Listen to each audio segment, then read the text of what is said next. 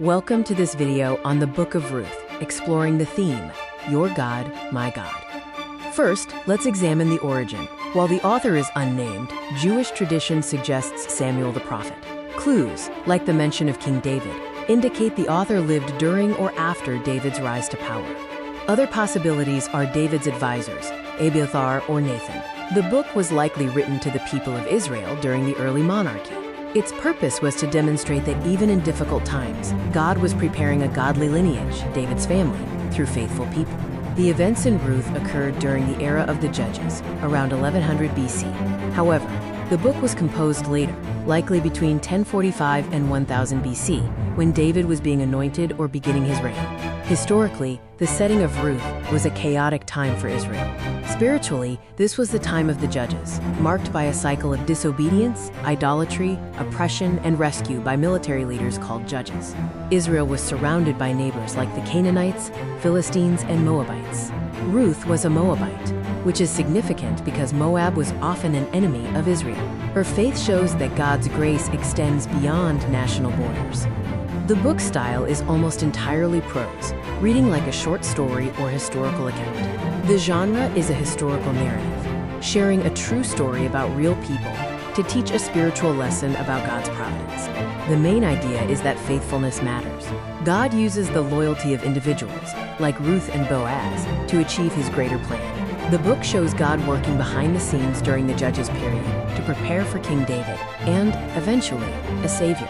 The story starts in a time of crisis, with spiritual and physical famine. After losing her husband and sons, Naomi decides to return home.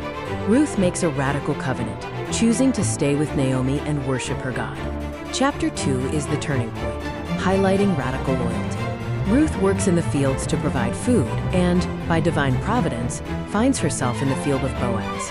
Boaz, a kinsman redeemer, notices her and shows grace and favor. Chapter 3, The Proposal, involves a risky plan to secure Naomi's family line. Ruth asks Boaz for protection and redemption. Boaz agrees, but there's an obstacle. A closer relative has the first right to redeem the land and marry Ruth. The story concludes with redemption. The closer relative declines the redemption, allowing Boaz to marry Ruth. Naomi, whose name meant bitter, is restored with the birth of their son Obed, who becomes King David's grandfather, placing a Moabite in the Messianic line. Key themes include Hesed, or faithful, loving kindness, demonstrated by Ruth, Boaz, and God. Redemption, where Boaz acts as a type of Christ. And providence, showing God works in the ordinary details of life to accomplish his global purposes.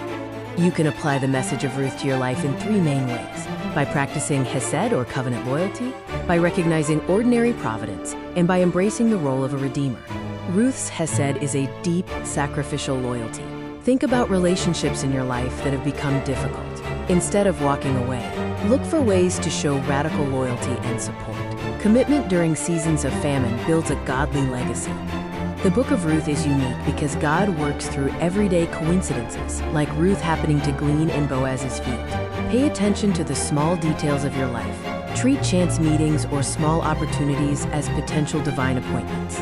Trust that God is working behind the scenes. Boaz protected Ruth's dignity and future, even at a financial cost. Look for Ruths in your community. Vulnerable people struggling through no fault of their own. Use your resources and influence to redeem their situation by taking practical action to help them thrive. Thank you for watching this video on the Book of Ruth. We appreciate